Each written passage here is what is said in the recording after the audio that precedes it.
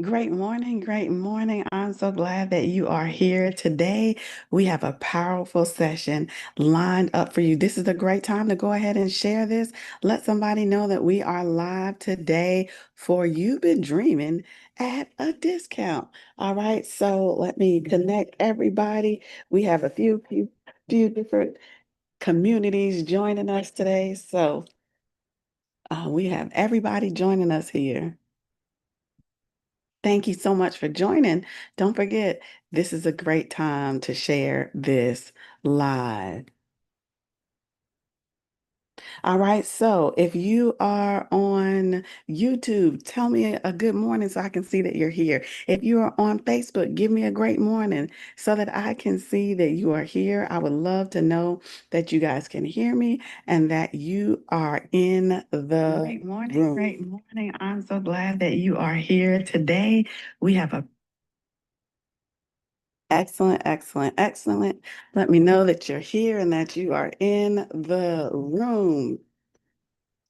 Today, I am in the wonderful, wonderful state of New York. So I'm coming to you from New York as we do this live, but I wanted to make sure that we went in today. So good morning, Sonia. Thank you for joining. Great morning, everybody. So glad that you're here on this beautiful, beautiful day. So guess what, family? Come on in. As you're jumping on, tell me where you're watching from. I always love seeing where everybody's watching from. And if you see me, looking to both sides, it's because I have multiple devices for our live today. All right, so do me a favor. If you know somebody who's been praying for more, um, if you know somebody who's been praying for more, they've been believing for more, I want you to share this live with them. I really believe that today's conversation could shift the way that they see themselves and their future. Okay.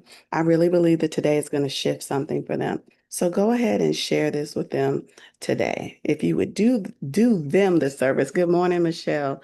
Good morning. Oh, you're traveling to Florida. Okay. Good morning, Shakonda. We have quite a few people traveling this morning. So I really believe today's conversation could shift the way you see yourself and your life in the future. So I want to talk to you about something that God has been dealing with me about. Great morning, Latoya. And it's a clearance sticker. You probably have seen the red clearance stickers 100 times. And sometimes we look at stuff and we're specifically looking for the clearance sticker. Somebody dropped clearance. If you ever been shopping and looking for the clearance section and sticker. Good morning, Jamaica. Thank you for joining. Just drop clearance. If you're like, yeah, I've been shopping before and looking for the clearance section, right? Has that ever been you? Because I know it's been me before. And so when it comes to that, it's like the value didn't change. You can walk through the store, you can see a shirt, you can see a pair of shoes, a lamp, a piece of furniture with one of these stickers, and immediately you know that something has changed. The value didn't change, the product didn't change, the quality didn't change, the price changed. Hello, somebody? Thank y'all for joining. Thank you for dropping your good mornings in the chat as well. Great morning to everybody on YouTube. So, guess what? I thought I could shake the thought that some of us has done the exact same thing with the dream that God gave us. Not because God changed the dream, not because the dream lost its value, but because life happened, disappointment happened, rejection happened, bills happened, responsibilities happened, right? Right? Stone Cold Reese, responsibilities happen, rejection happened, bills happen. And somewhere between what God showed us and where we are today, we're quietly marking down the dream. Can anybody relate? Type that's me. If you ever look back and realize that the dream you carry today isn't quite as big as the one God first placed in your heart. Hello on YouTube, is that you? Anybody, can you relate to that? Just drop it in the chat. Drop it in the chat. If you've ever shrunk it down, I'll say just a teeny weeny bit. if that makes you feel better. Here's why I need you to stay with me today. Because over the next 20 minutes, I'm going to show you why this happens. I'm going to show you what Jesus said about it. And I'm going to show you what neuroscience says about it. I'm going to show you what the scripture teaches about it. And before we're finished, I'm going to challenge you to take the discount sticker off of your dream. Because I believe God is calling some of you to dream again, not a different dream, the original one. Years ago, I heard someone say something that absolutely stopped me in my tracks. And they said, the worst day in heaven, Austin Gerard, they said the worst day in heaven would be when God gives you a glimpse of everything you could have had, everything you could have done, everything you could have become, but for some reason, you never believed you could. For some reason, Joe, for some reason, you never believed you could. Just sit with that for a second. Can you imagine standing before God and seeing the business He intended for you to build? The people He intended for you to help, the marriages you were supposed to restore, the lives you were supposed to impact, the wealth you were supposed to create, the life you were supposed to create for your own family, the ease, the peace, the rest, the joy, the legacy that you were supposed to leave, not because God didn't provide it, but because somewhere along the journey, you stopped believing that you were the person that could carry it. Come on now. I don't want that for my life. So let me ask you a question. When you close your eyes, what do you see? When you think about your dream, the life that you would love to live, what things look like when they all worked out, what does that look like for you? Seriously, when everything gets quiet, when nobody else is talking, when it's just you and God, what picture comes to your mind? What do you visualize yourself doing and you're winning? Do you see the abundance? Do you see peace? Do you see abundance? Do you see your business growing? Do you see your influence growing? Do you see your healthiest whole self? Do you see yourself free of debt? Do you see yourself writing the book or speaking on stages or building your business, having a team and a staff, giving out scholarships, buying houses, buying cars, speaking on stages, changing generations? Or have you quietly replaced God's picture with the one your current circumstances can afford? Because those are two completely different visions. One was given by God, the other was negotiated by fear. So here's the thing, the dream has never been the problem, the dreamer is. Now, don't leave me, stay right here. I'm not saying God is the problem. I'm not saying your family is the problem. I'm not saying the economy is the problem. I'm saying if God gave you the dream isn't defective. Your dream is possible. Your dream is realistic. Your dream is not too big. The question has never been whether God can do it. The question is, can you believe Him for it? Good morning, Jocelyn. Jesus said something that completely changed the way I read scripture. Matthew 9 tells us a story of two blind men coming to Jesus. Before He healed them, He asked them a question. He said, do you believe that I'm able to do this? Believe ye that I'm able to do this? And they answered, yes, Lord. Then Jesus touched their eyes and said, according to your faith, be it unto you. Notice He didn't say, according to my power, be it unto you.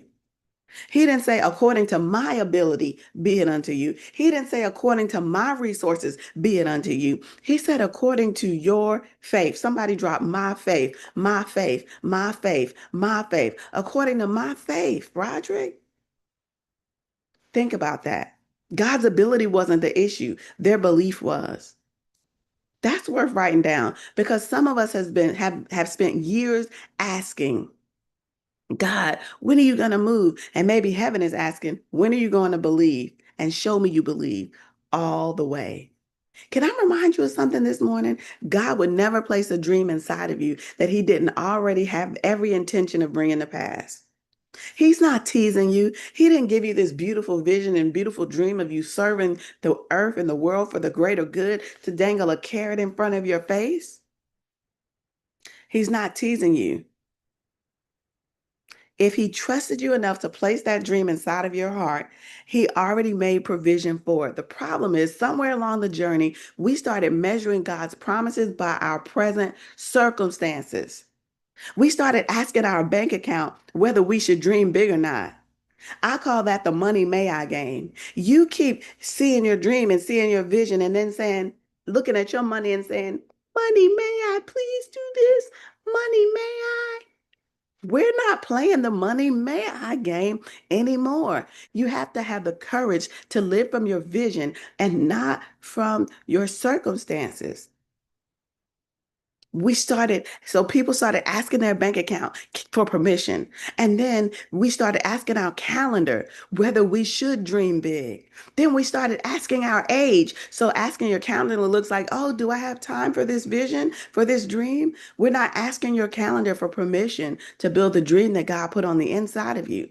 And then people started asking their age. Oh, am I old enough? Am I young enough? Then people started asking their education. Hey, education, do I have enough? Are you enough for me to build the dream that's on the inside of me? And then people are asking their past for permission and they're asking other people's opinion instead of asking God. And every time we did, you just put another discount sticker on your dream and kept dropping the price and dropping your level of security and dropping your level of confidence and dropping that you know the value of what you're doing and dropping the expectation. Right, Stargaze? Come on in the chat. Let me see you. What are you thinking? Right, Toya Queen? Thank you for joining. Thank you for joining. And so you have to look at these things and ask yourself, am I putting a discount on what God showed me? Right? That part, G Wizzy. Thank you for joining me in the chat. Maybe God showed you a business that would bless thousands, and now you're just hoping to pay your bills. Maybe He showed you yourself speaking to audiences all around the world, and you're just nervous going live on Facebook. So that's where you just keep being. Maybe He showed you a movement and you settled for a hobby. Maybe He showed you financial freedom, and now you're simply trying to survive until Friday. What happened?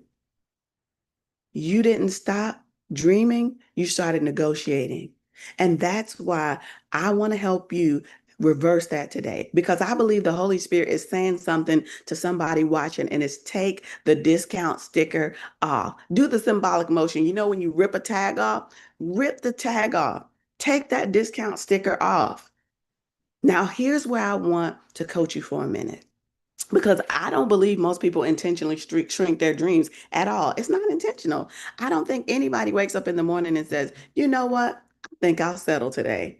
Nobody says that. It happens gradually, one disappointment at a time, one rejection at a time, one failed attempt at a time, one no at a time, one unanswered prayer at a time until one day you wake up and you're no longer pursuing the dream that God gave you.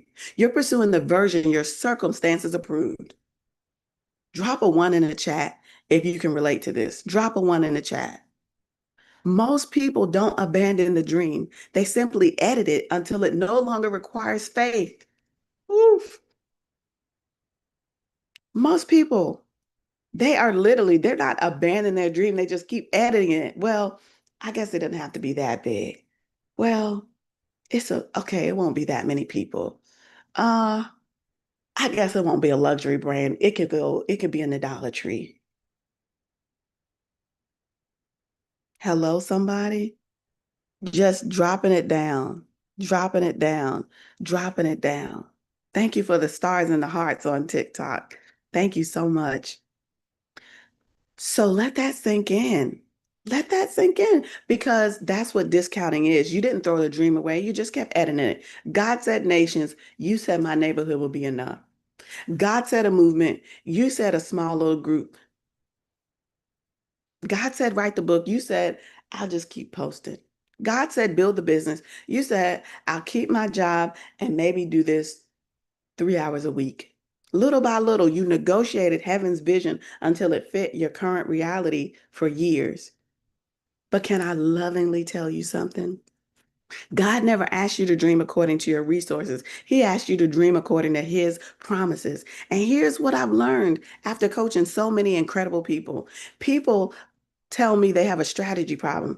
I just need another marketing strategy. I just need another business plan. I just need another certification, another licensure, and another degree, and another class. Can I tell you something? If strategy alone created success, everyone with Google would be wealthy.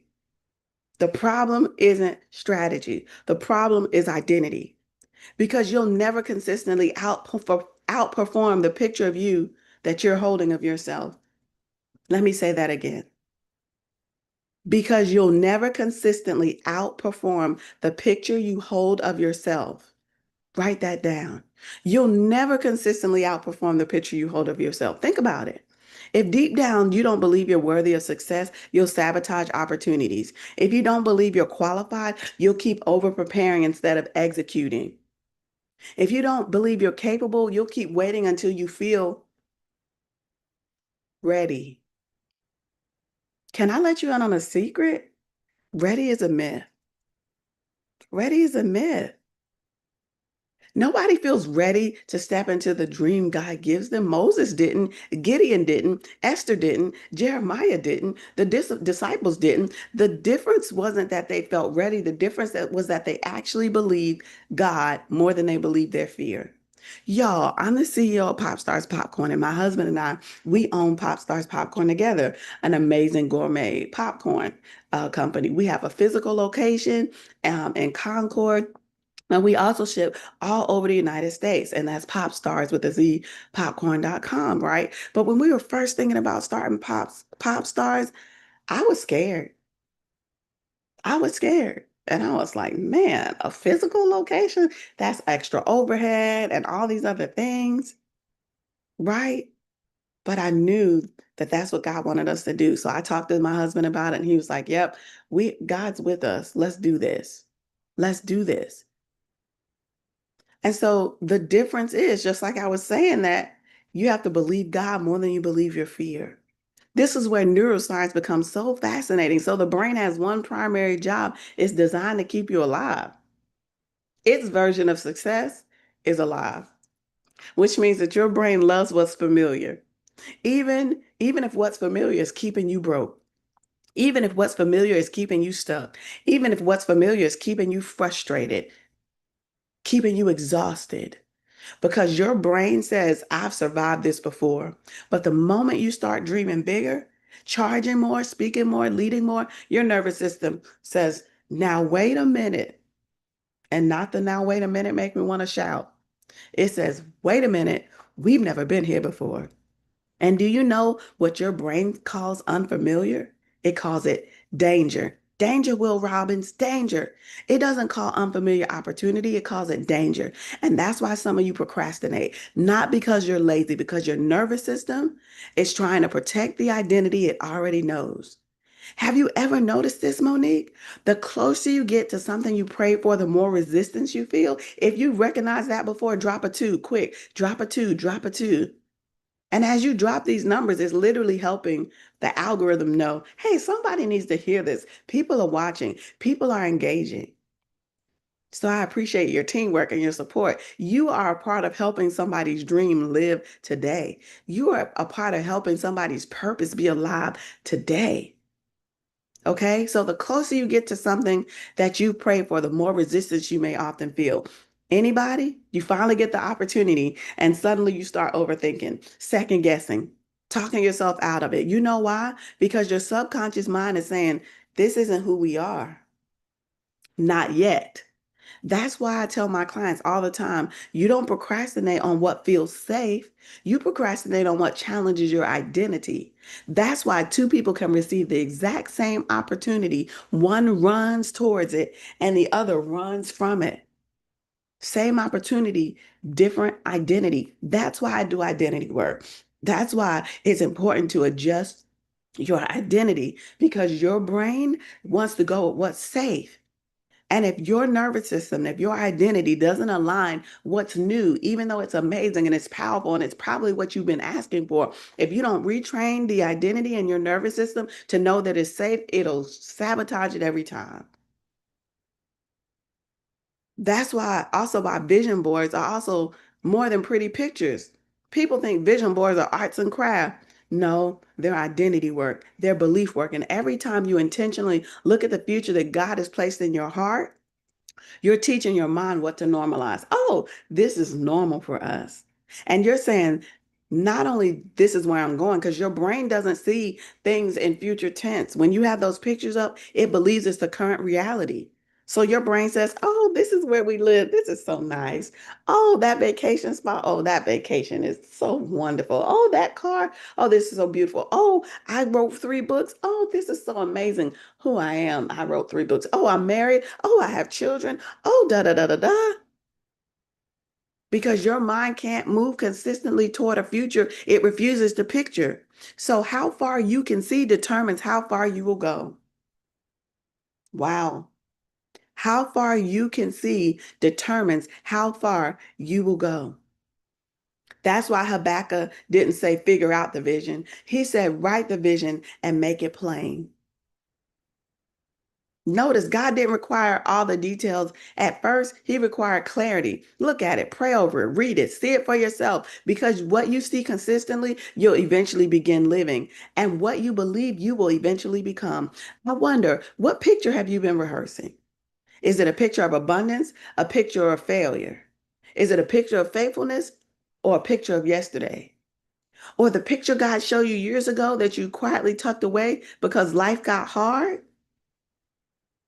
Can I encourage you today to go back and pull the dream off the shelf, dust it off, read it again, pray over it again. Don't let disappointment become the editor of your destiny. Don't let disappointment edit your destiny because disappointment is temporary, but purpose is eternal. Here's another revelation I want you to write down. Your bank account is not your vision board. Your checking account tells you where you've been. It does not determine where you're going. It's a receipt. It's not a prophetic word. Too many people look at yesterday's results and your bank account is a lagging indicator or something. That's fine. Too many people look at yesterday's results and let it make tomorrow's decisions. That's why we're not playing the money may I game.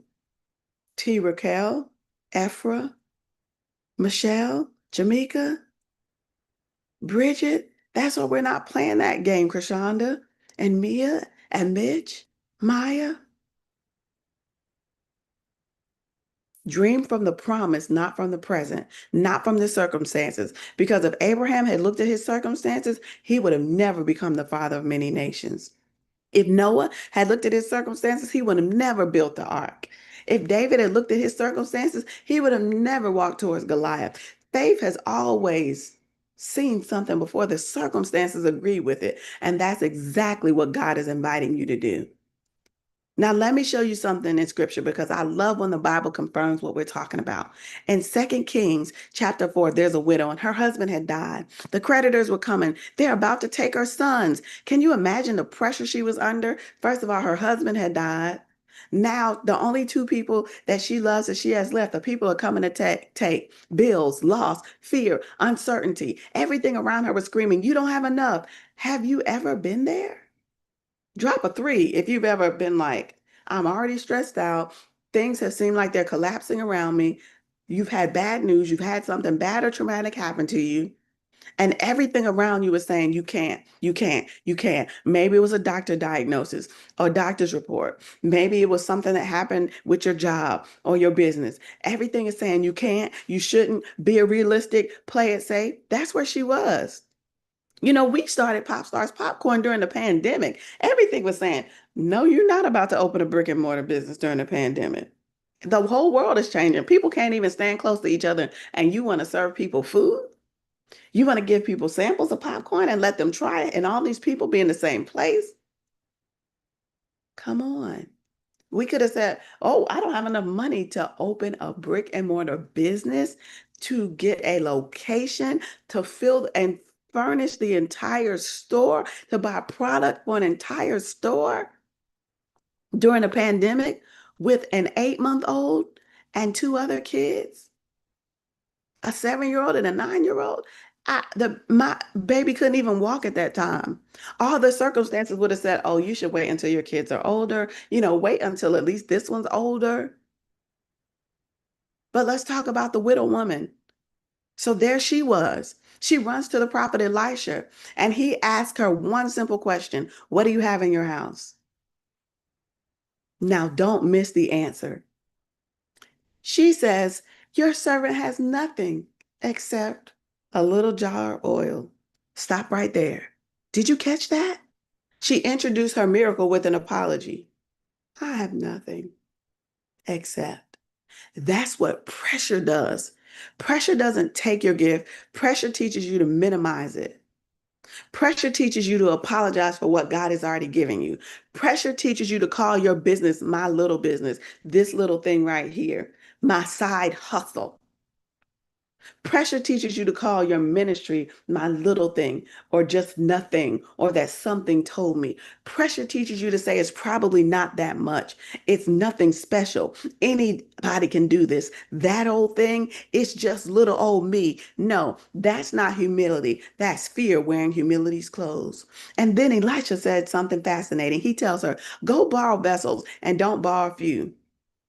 And why did he have to say not a few? Because he knew that her human nature, she would borrow just a few, just enough to survive, just enough to get by, just enough to make it another month, just enough to pay a bill. But God wasn't trying to get her through another month. He was trying to change her future. And the same thing is happening for you. God isn't trying to just help you make it through the month. He's not trying to just help you pay that one little bill. He is literally trying to help you change your future and the trajectory of your generations and your legacies and your kids forever. And that's why the prophet says, don't borrow a few. In other words, he says, don't prepare for survival, prepare for abundance. Come on. Don't prepare for survival, prepare for abundance. Can I say that again? Stop preparing for survival. Start preparing for abundance. Somebody say, prepare for abundance. Here's what amazes me. The oil didn't stop because heaven ran out. The oil stopped because she ran out of containers. The supply matched her expectation and it matched her preparation. The supply matched her capacity to receive. So let me ask you a question. How much is God trying to pour into your life? Because you've only prepared for enough. So if you've only prepared for enough, that means it has nowhere to go. Enough clients, enough influence, enough income, enough impact, enough peace, enough joy, enough freedom. Maybe God is saying to you, don't borrow a few. Expand your vision, expand your expectation, expand the space, expand the opportunity. And that brings me back to what we said in Matthew 9:29. According to your faith, be it unto you. Not according to your bank account, your education, your past, your followers, your age, what your parents said, what the coach said, what the teacher said, or what you have today. What if your future is waiting on your faith to grow into it? Y'all know Tyler Perry. Most people celebrate his studio, but I celebrate what happened before the studio. Because the lesson is everybody loves a success story. Nobody wants the 6 years before it. He rented a theater, 30 people came, 30. Most people would have said, I guess I miss God. I guess this isn't for me. I guess I'll just go get a regular job. But Tyler Perry refused to let those 30 people become the prophecy over his life, like saying, this is what's going to happen in my future. He kept showing up. He kept writing. He kept believing. He kept building. And even when he was sleeping in his car, even when people laughed, even when nothing looked like the dream, you know why? Because he refused to let his circumstances rewrite what God put in his heart. So, can I encourage you today? Stop letting temporary circumstances allow you to make or drive your permanent decisions. Stop letting temporary circumstances rewrite what God put in your heart. Stop letting temporary circumstances make permanent decisions. Your current season is not your permanent identity. So, I want to challenge you. Maybe the greatest battle in your life isn't the enemy. It's not against the enemy. Maybe it's against a smaller version of yourself that you've become so comfortable with. Come on, somebody. Thank y'all for watching. Drop your hellos in the chat. If any of this is resonating with you, I want you to drop it in the chat. Because every time God invites you higher, the old identity starts talking. Who do you think you are?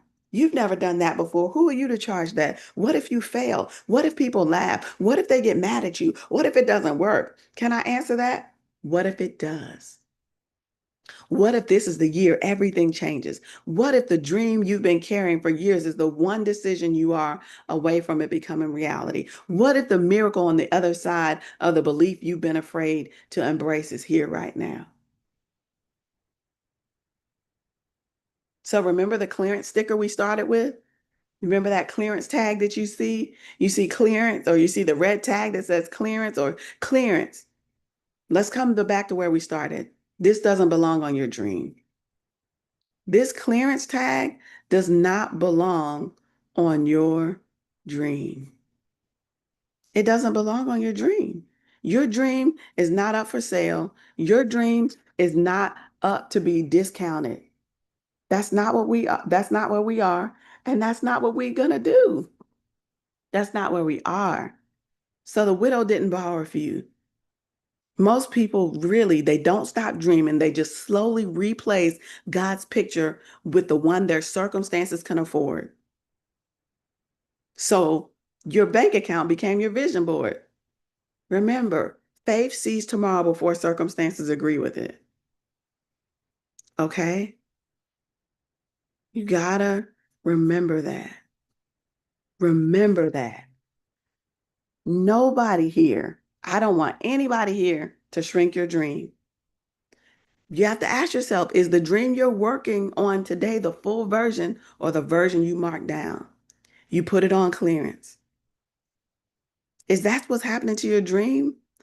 That he showed you a book, but you wrote a caption. He showed you a movement and you made it a hobby. That's the clearance rack. And you didn't do it all at once. It was over time. Some off of your schedule, some off of your money. If you're ready to upgrade your dream to full price and not on a clearance, I want you to type full price. So, my kingdom entrepreneurs, you keep saying, I know God has called me to more. I'm just waiting for clarity. Can I love you enough to tell you the truth? Clarity is not what's missing. Renee, you already know the conversation you've been dodging. You already know the offer sitting in your notes app or your notebook collecting dust. You're not waiting for clarity. You're waiting for a guarantee. And faith has never once come with a guarantee. It comes with a promise, and that's a difference. One of my mentors said, faith equals risk. And people want to live risk-free lives. They want to not take any risk. Can you give me a guarantee? That's not even what faith is. Faith is the substance of things hoped for, the evidence of things not seen. You can't see it. It's something that you're hoping for, and it becomes a substance. So a lot of even Christians are being like, I'm not moving because it's not guaranteed. Or you want the guarantee before you take a step forward. I want clarity. I want clarity. You're waiting for a guarantee, and faith has never come with a guarantee. Okay. And then I have my cap but capable CEOs. You hit a plateau and said, I just need a better strategy. Listen, if strategy alone created growth, your last 5 stages would have already worked. Your business didn't outgrow the market, it outgrew the version of you that has been leading it. You don't need another plan. You need another you, which is the identity. And then I have my exhausted operators. You said, I'll rest after this launch. Baby, you said that after the last 5 launches. You've been in survival mode so long, you got survival confused with success. Tired is not an anointing. Tired, tired all the time, exhausted all the time, not an anointing. You've been doing the same thing for 10 years, over 10 years. And then I have my faith-centered couples. Y'all keep telling each other, we're just both tired. But that fatigue isn't just coming from doing too much, it's coming from carrying a vision that's never been defined. You've gotten really good at supporting each other's responsibilities and quietly stop supporting each other's dreams. The husband's waiting for the wife, or the wife is waiting for the husband. Like, oh, when he's ready, we'll do this. And he's like, oh, when she's ready, we'll do this. Or one is saying, oh, be realistic. 4 different people, one identical transaction. Every one of you took the full price dream and negotiated it down to what your current circumstances could afford. So today, I encourage you to do something different. Okay? We're going to restore the full price. We're going to reserve the time, meaning your calendar is a price tag. So this week, open it, block real hours for your dream, ink it like it's an appointment with God Himself, because it is. This is you gathering vessels. And three, rehearse the new you. This heals the identity discount. Okay. So I want you to know that this Saturday, July 11th, at 11 a.m. Eastern Time, I'm having a powerful session that takes this and even more concepts deeper. It's called the Dare to Dream Masterclass. And this is going to be virtual. It's completely free, but your absence could cost you everything. This is going to be time where we take your dream out the clearance rack, put the full price back on, and build the belief and the identity and the plan to get there. This is where we gather your vessels and not just a few. If you know that you're ready to step further in this, you're ready to be hands-on with your vision, this is your next step, and all it costs you is a yes. I want you to go to daretodream.taviajax.com. The link is in the comments and in my bio. Okay? Your spot is free, but your absence could cost you everything. Type I'm in when you register so I can celebrate you. And I want you to share this with somebody else who you know there's more inside of them. Somebody who could be exhausted, but you know they're a dreamer. There's a couple who they have both have amazing gifts and or that they want to support each other. And you know, hey, it's time for you to build your dream together. Couples, let's come together. I want you both in the room. It's time to do it in lockstep because you were born to win and I was born to help you do it. I love you so much. I want to see you in the room this Saturday. This Saturday. This Saturday. I want to see you in the room. It's HTTPS. Make sure you use that one. HTTPS daretodream.taviajax.com. And the link is in my bio too. But register today because the registration will be cut off at some point. So make sure you're in the room. Make sure you're in the room. All right. Thank y'all so much for joining. I'm so thrilled to connect with you today. And we'll talk again next week. All right. Have a blessed one. Take your dream off discount. Hello? All right. Bye. Thank you for joining.